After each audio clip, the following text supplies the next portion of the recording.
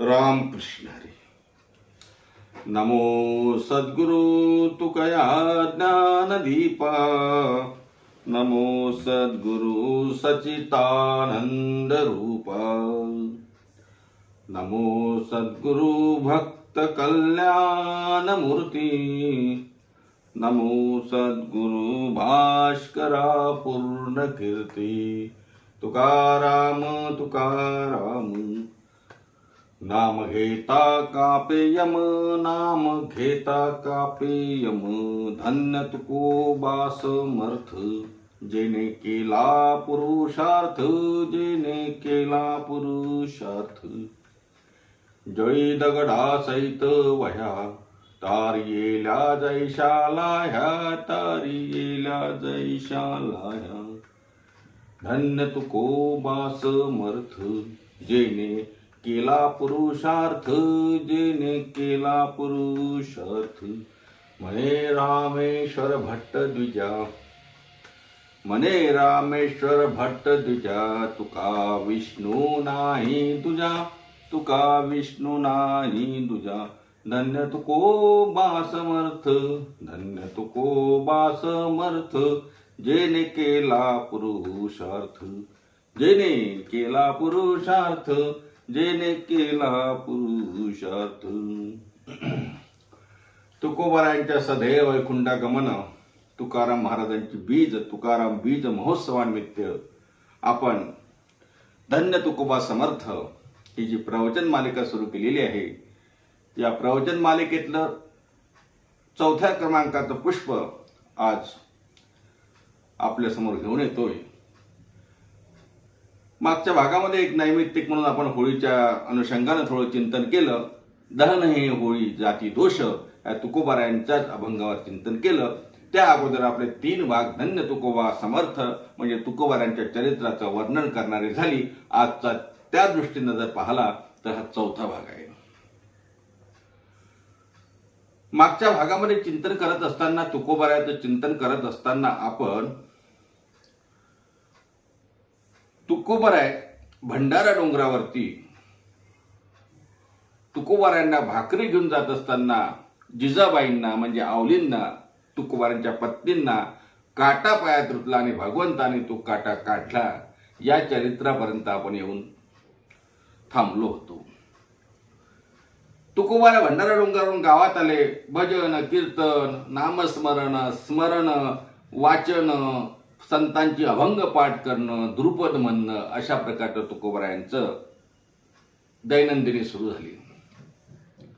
मुळातच वैराग्य निर्माण झालेले तुकोबारा भंडारा डोंगरावर आल्यानंतर पुन्हा विरक्त एवढे विरक्त झाले की संसार त्यांना दिसेनाचाच झाला. संसाराच्या नावे घालून या शून्य वाढत हा धर्म पुण्य केला. या तुकोबारायांच्या उक्तीप्रमाणेच तुकोबारायांचं जीवन जगणं सुरू झालं. महाराज अत्यंत विरक्त. जिथे बसेल तिथे भजन. तुकोबारा आपल्या घरामध्ये बसले, अंगणात बसले, ओट्यावर बसले. कुणीतरी एक ब्राह्मणबाई तिथून जाताना दिसली आणि ब्राह्मणबाई तुकोबारा म्हणते, महाराज एखादं लुगडं असेल तर द्या ना हो जुनं.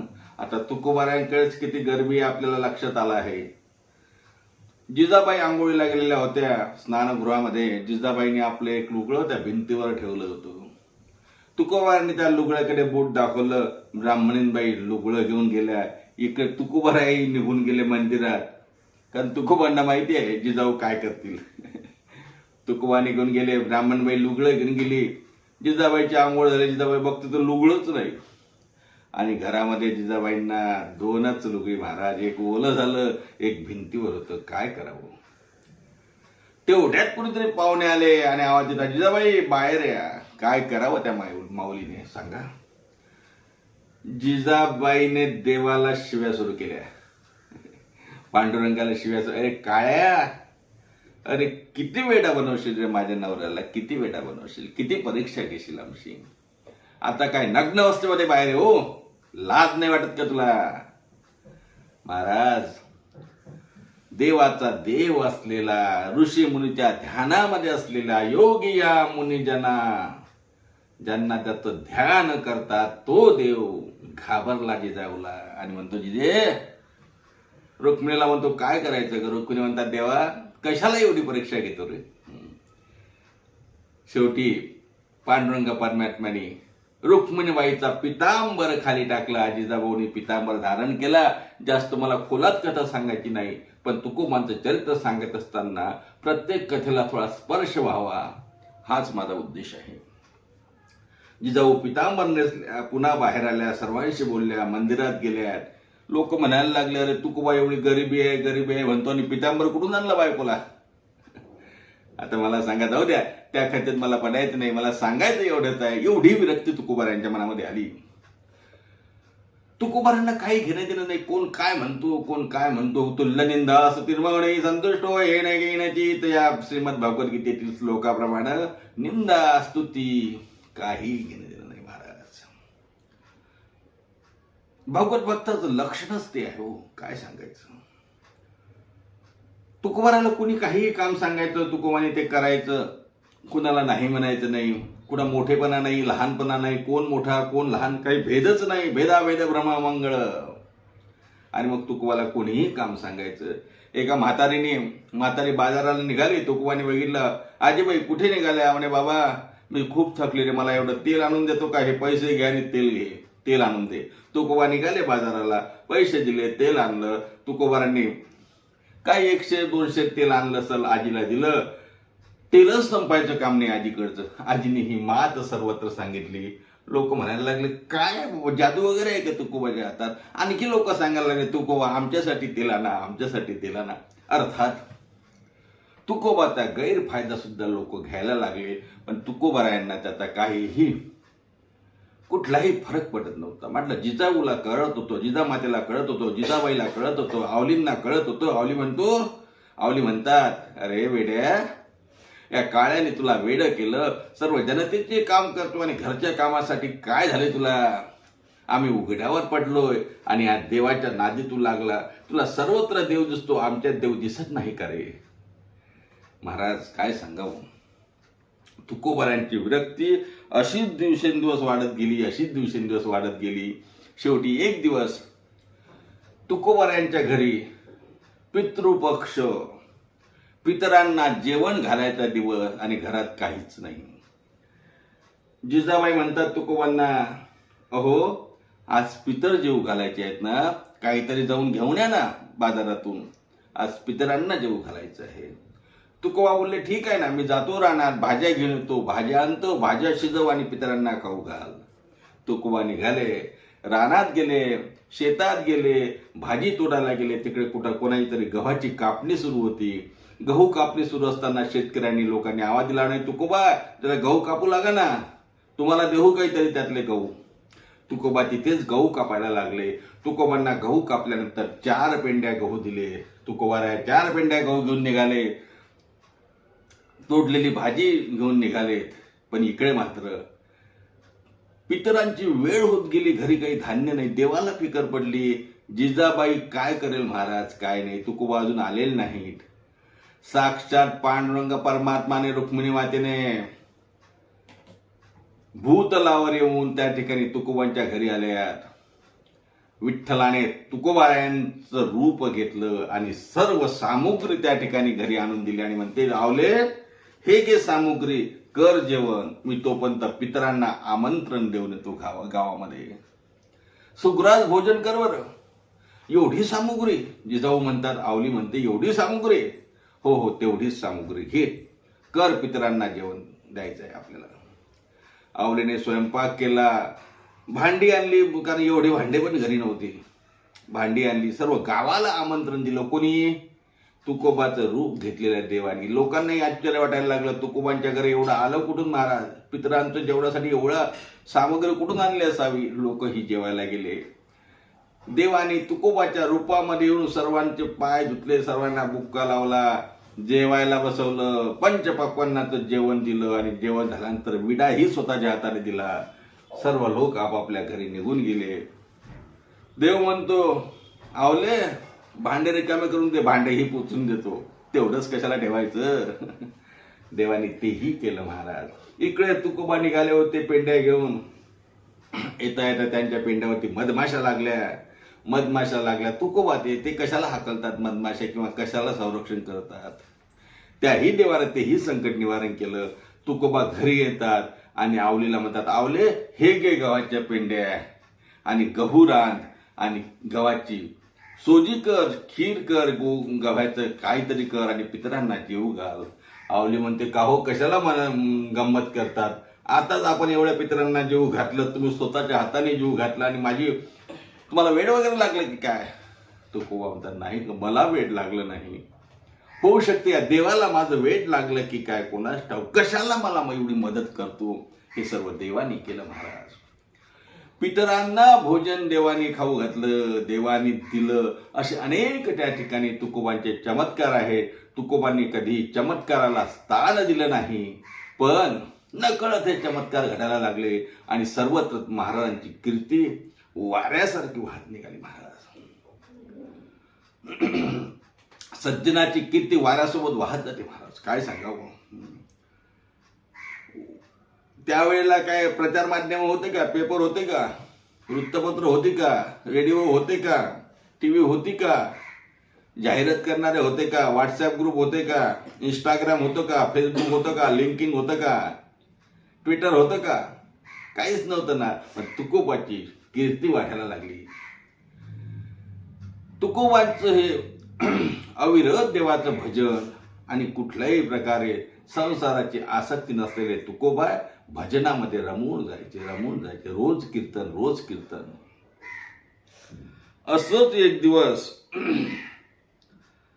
त्या ठिकाणी तुकोबांना देवाला असं वाटलं, विठोबाला, की तुकोबा माझं भजन करतो, तुकोबाने काहीतरी आता कवित्व केलं पाहिजे.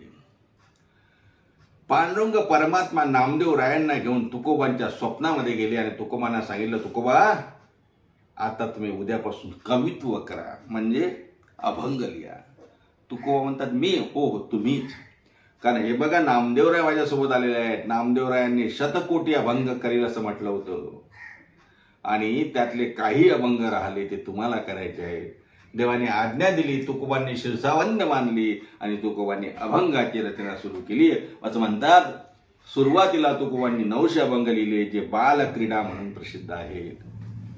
भगवान श्रीकृष्णाचं वर्णन करणारे बालक्रीडेचे अभंग आहेत.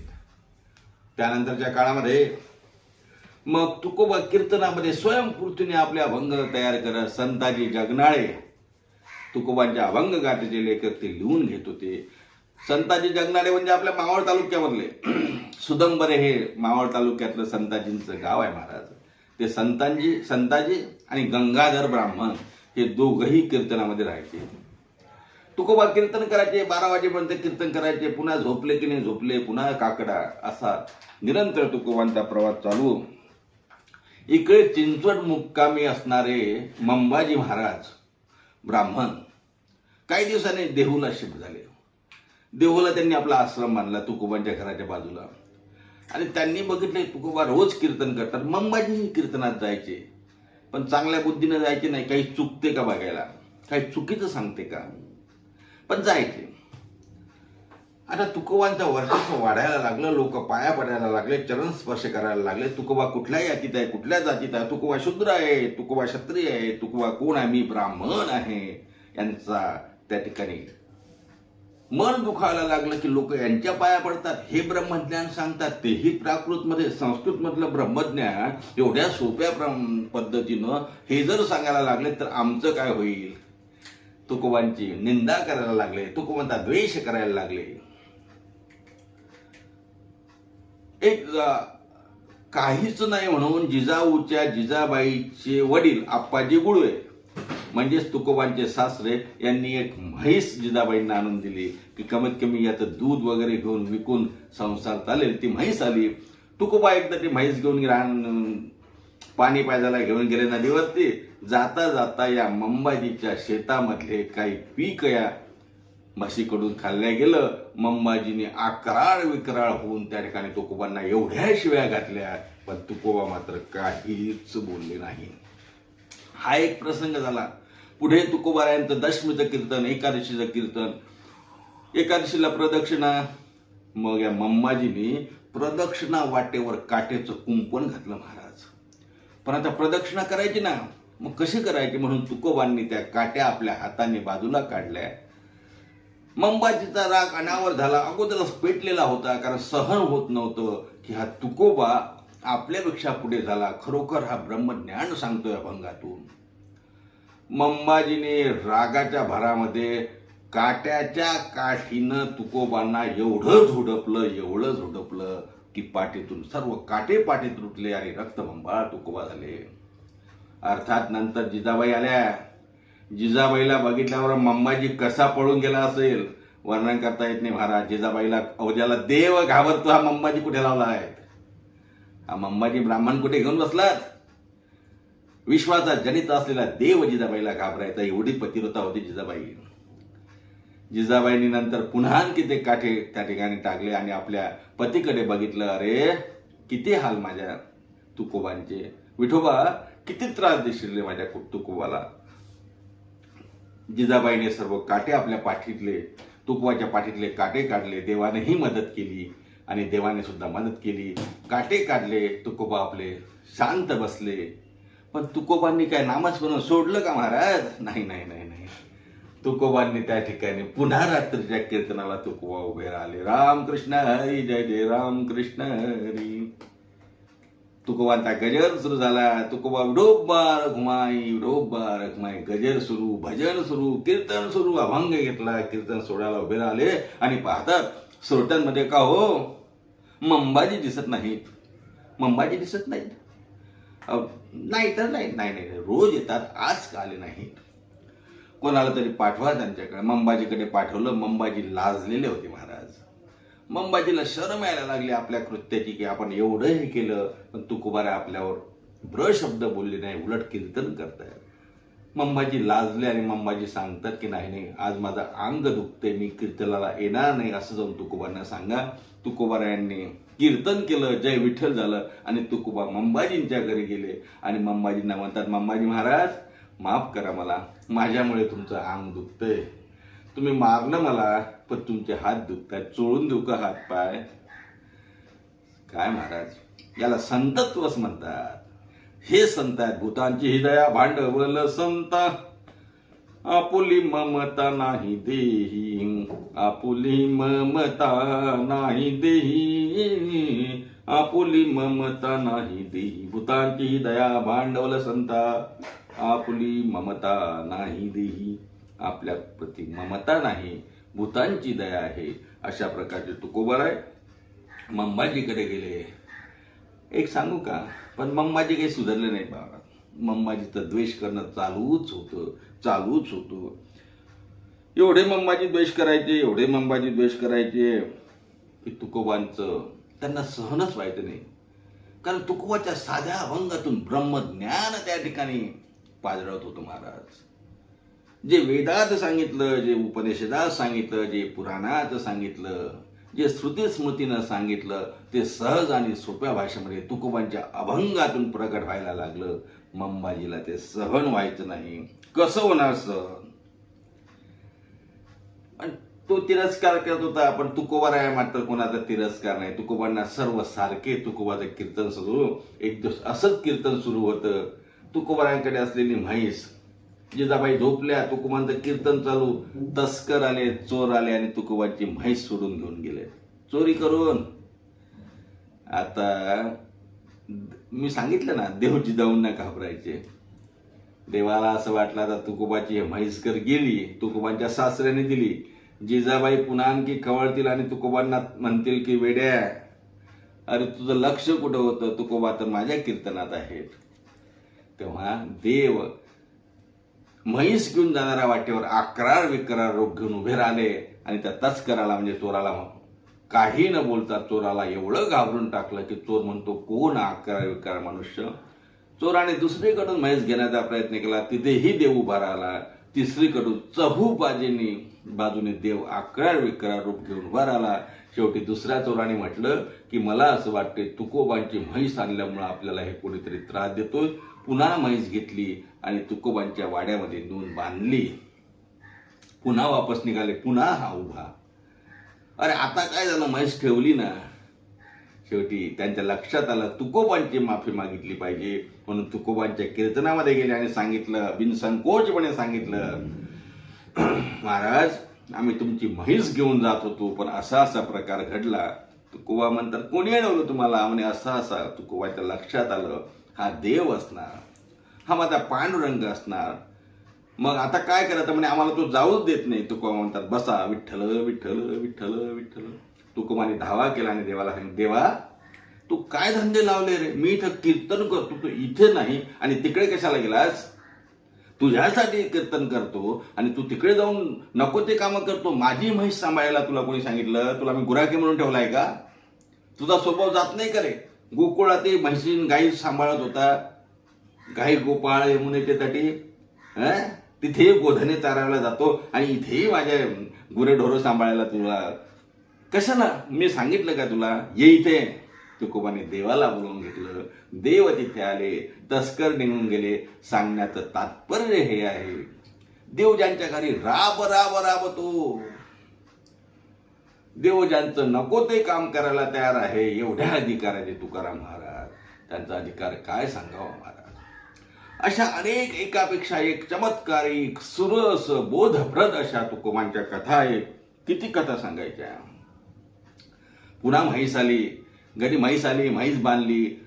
जिजाबाई आपलं काहीतरी दूध काढायच्या, दही बनवायच्या, थोडंफार लोणी बनवायच्या. पण तुकोबांचं एकच, आवले माझ्या विठोबाला दूध दे ना ग तांब्यावर.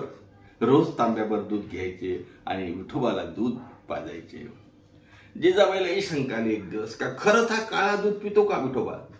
दगडाची मूर्ती आणि म्हणे दूध द्या, दूध पितो की नाही? तेव्हा जिजाबाईने आवलीने आपल्या मुलीला विचारलं, भागीरथे तू रोज तुझ्या बाबासोबत जाते, तो काळा दूध पितो का ग? भागीरथी म्हणते, हो गाई, रोज दूध पितो तो. बाबा तांब्यावर दूध घेऊन जातात, तो पितो, थोडंसंच ठेवतो. एक घोट बाबा पितात आणि एक घोट मी पिते. जिजाबाईला वाटलं एकदा जाऊनच बघाव काय प्रकार आहे. एक दिवस असं तुकोबांनी म्हटलं, दूध दे आवले, देवाला दूध पाजून येतो. जिजाबाई म्हणतात, नाही नाही नाही तुम्ही, आज मी जाते. तुकोबांना आनंद झाला. तुकोबा म्हणतात, खूप चांगला आहे, तू आता माझ्या देवाला मानायला लागली, चांगली गोष्ट, आवले जा जा. गरम तांब्याचं दूध, गरम दूध असं तांब्यात जिजाबाईने घेतलं, देवाकडे गेल्यात आणि मूर्तीजवळ दूध घेऊन उभ्या राहिल्या आणि पी दूध. देव म्हणतो, मी हिच्या हातचं दूध कसं पिऊ? कारण ही काही माझी सप्रेम भक्ती करणारी नाही. मी भक्ताकडून घेत असतो, अभक्तांनी काही दिलं तरी मी घेत नाही, पंचपक्वांनी घेत नाही. तुकोबा माझे भक्त आहेत, जिजाऊ कुठं माझ्या भक्त आहेत. पण देव घाबरला ना. देव म्हणतो, मी जर दूध पिलं नाही तर काही खरं नाही. जिजाबाई आहेत, काय करतील माहिती नाही. विरोध भक्ती आहे महाराज, काय सांगायचं. तेव्हा देवाला तिने तो तांब्या दिला. देवाने पिण्याच्यासाठी तो दूध घेतलं आणि उष्ण दूध असल्यामुळं देवाने थोडी मान अशी वाकडी केली. जिजाबाईच्या लक्षात आलं, दगडाची मूर्ती आणि तिची मान वाकडी झाली. म्हणजे नाही नाही, खरंच याच्यात जीव आहे. हा दगड नाही, हा दगड नाही, हा दूध पितो आणि म्हणतो, का रे मान वाकडी करतो, गरम दूध सहन होत नाही का? म्हणतो की 12 गाव अग्नी गिळला मी, कृष्ण असताना मग हे सहन नाही होत? पी दूध. गरम दूध जिजाऊने त्याला पाजलं, देवाच्या तोंडाला फोड आले. पुन्हा देव आपले पूर्वज झाले. तुकोबारायांकडे देव गेले आणि देवाला तुकोबाराय म्हणतात, तुकोबा काय चाललं हे? तुम्ही तुमच्या पत्नीला पाठवलं, माझ्या तोंडाला फोड आलेत बघा, गरम दूध पाजलं. तुकोबा आवलीला म्हणतात, आवले असं करू नको ग, माझा देव त्याच्या तोंडाला फोड आले तुझ्यामुळे. पुन्हा आणखी जिजाबाई म्हणतात, अरे वर्णन तर खूप करतो, 12 गाव अग्नी घेतला आणि हाय तसा आहे, मी असा आहे, एवढेही सहन होत नाही का मग गरम दूध? सांगण्याचं तात्पर्य सगुण भक्ती आहे. देवाला काय अशक्य आहे, काय शक्य आहे हा विषय नाही, पण भक्तासाठी देव फुलतो महाराज. काय सांगायचं, वेडावतो, वेडा झाला. हा देव वेडा होतो. देव अक्षरशः तुकोबासाठी वेडा झाला. वेडा होऊन तुकोबांच्या घरी राहायला लागला. जसं नाथ महाराज म्हणतात ना, या सुखाकारणे देव वेडावला, वैकुंठ सोडून संत सदनी पाही राहिला. संतांच्या घरी देव राहतो. कशा पायी? या भक्तीच्या प्रभावाने. भक्त एवढे महत्वपूर्ण आहे. आणि तुकोबारायांसारखे भक्त काय सांगावं महाराज, ज्यांना देवाशिवाय काही दिसतच नाही. देवाशिवाय पंढरीनाथाशिवाय दुसरा विषयच ज्यांचा नाही. विषय तो त्यांचा झाला नारायण. नावडे जनधन माता पिता भक्तैसे जाण जे देही उदास, गेले आशा पाश निवारुणी. विषय तो त्यांचा झाला नारायण. नावडे जनधन माता पिता. अशा प्रकारचे तुकोबर आहे. तुकोबरांची ख्याती दूरवर पसरत गेली महाराज. चिंचवडचे मोरया गोसावी मंदिर जे आहे ना, तिथे राहणारे चिंतामणी महाराज म्हणून तिथे राहत होते. गणपतीचे खूप मोठे भक्त. त्यांच्यापर्यंत कीर्ती पोचली. त्यांना असं वाटलं तुकोबारांना आपल्याकडे बोलवावं जेवायला. निरोप पाठवला, तुकोबा आमच्याकडे या ना. तुकोबा म्हणतात, तुमची आज्ञा आहे. आपण मोठे ब्राह्मण आहात, सद्भक्त, गणेशांचे भक्त आहे. तुम्ही आम्हाला आज्ञा द्या, विनंती नाही. तुकोबा आले. चिंचवडला चिंतामणी महाराजांच्या घरी आले आणि बसले. चिंतामणी महाराज पूजा करत होते. चिंतामणी महाराजांच्या मनात सुद्धा थोडस आलंच की आपण ब्राह्मण आहोत, मोठे आहोत, यांच्या पाया कसं पडावं, यांना नमस्कार कसा करावा असं त्यांना वाटलं. पण काही हरकत नाही, तुकोबांनी स्वतः नमस्कार केला. तुकोबा बसले, चिंतामणी महाराज बसले. दोघांची चर्चा झाली. जेवणाची वेळ झाली. जेवणाचे पात्र मांडले. चिंतामणी महाराजांच्या मनात असं आलं का हा तुकोबा म्हणतो का देवाचा खूप भक्त आहे, देवाच्या घरी काम करतो, आम्हीही देवाची भक्ती करतो, आमच्याही घरी देव काम करतो, आमच्यावरही गणपती प्रसन्न आहे, परंतु कधी सोबत आमच्या जेवण केलं नाही गणपतीने. पण तुकोबांच्या हातचं दूध पितो असं म्हणतात. खरं असेल का? शंका अशी आली. सर्वांची पानं मांडली. तुकोबांचं 4 हात दूर मांडलं. पूर्वीचा काळ महाराज ब्राह्मणांच्या पंक्तीमध्ये थोडस दूर ठेवलं. तुकोबांना काही वाटत नव्हतं. भगवत भक्त भगवंत होते तुकोबाराय. काय सांगावं. चिंतामणी महाराज बोलले, महाराज तुकाराम महाराज तुम्ही बसा आमच्या पंक्तीला. आणखी 2 पानं मांडली. तुकोबा म्हणतात इथं कोणीतरी बसलंच नाही अजून, बसवा की कोण आहे, वेळ झालाय. नाही ते 2 पानं मांडल्या, येणार आहे तिथे कोणतरी. कोण येणार? बाकी बसले. तुकोबा बसले, चिंतामणी महाराज बसले. तुकाराम महाराज म्हणतात कोण येणार? म्हणे गणपती बाप्पा येणार. असं चांगली गोष्ट आहे. तुकोबा म्हणतात अजून आले नाही गणपती बाप्पा. नाही म्हणे आम्ही त्यांना नैवेद्य दाखवला. असं प्रत्यक्ष थोडे येत असतात जेवायला. नैवेद्य दाखवला, त्यांनी तो स्वीकार केला गणपती महाराजांनी. तुकाराम महाराज म्हणतात नाही असं नाही. अहो ताट बांधलं, पंक्तीला बोलवा की त्यांना, तुम्ही त्यांचे भक्त आहात. चिंतामणी महाराज म्हणतात तुकोबा असं नसते. देवाला आपण आपल्या भावनेने द्यायचं. देवाने ते देव स्वतः थोडे येऊन खातो. तुकोबा म्हणतात हे आम्हाला पटलं नाही. तुम्ही त्यांचे भक्त आहात, तुमच्या म्हणण्यानुसार ते आलेच पाहिजे आणि आम्हाला दर्शन घडलंच पाहिजे. तेव्हा चिंतामणी महाराज म्हणतात तुकोबा तुम्ही विठ्ठलाचे भक्त आहेत ना, मग तुम्ही विठोबाला बोलून बघा आणि गणपतींना बोलून बघा. तुकोबा म्हणतात त्यात कठीण काय आहे, तुम्ही गणपतीला बोलवा, मी विठोबाला बोलवतो. चिंतामणी महाराज म्हणतात मला ते शक्य नाही. तुकोबा म्हणतात ठीक आहे मी बोलवतो. तुकोबांनी गणपतीची प्रार्थना केली. गणपतीरायांना म्हटलं गणपतीराया, चिंतामणी महाराजांनी एवढे दिवस आपली भक्ती केली, पूजा केली, जप केला, तप केला, त्यांच्या तपाला बघून तरी तुम्ही जेवायला यावं. गणपती महाराज प्रगट झाले. तुकोबा बाजूला पात्रावरती बसले. आता नंबर कुणाचा? आता नंबर विठोबाचा, आता नंबर पांडुरंग परमात्म्याचा, आता नंबर आमच्या विठ्ठलाचा, जे तुकोबांचं कुलदैवत आहे. तुका म्हणे जाते सनकादित ध्यात, ते आमचे कुलदैवत पांडुरंग. त्या पांडुरंग परमात्म्याने जेवायला यायचं आहे. आणि तसं नाही महाराज नुसतं आवाहनाय मी समर्पयामी असं नाही, प्राणानमा व्यानानमा धानाना समाना नाही, मंत्रांनी नाही, प्रत्यक्ष जेवायला यायचं आणि बसायचं आहे बाजूला. देवाची आळवणी केली. देवा या विठोबा जेवायला या. आणि परीक्षा बघू नका. बाजूला चिंतामणी महाराज आहेत, गणपती महाराज आहेत, आणि मी बोलावला आणि तुम्ही येणार नाही असं चालणार नाही. तुम्हाला यावंच लागेल. पांडुरंग परमात्मा चतुर्भुज होऊन त्या ठिकाणी तुकोबांच्या बाजूला चिंतामणी महाराजांच्या घरी आले आणि पंक्तीला बसले. काय सांगावं महाराज, चिंतामणी महाराजांनी डोळ्यातून अश्रुधारा व्हायला लागल्या. मी एवढे वर्ष तप केलं, जप केलं, सोहळं केलं, ओळं केलं, संध्या केली, स्नान केलं, काय काय केलं नाही, पण प्रत्यक्ष देव कधीच आले नाही. आज गणेशराय, गणपतीजी आले आणि विठ्ठलही आले.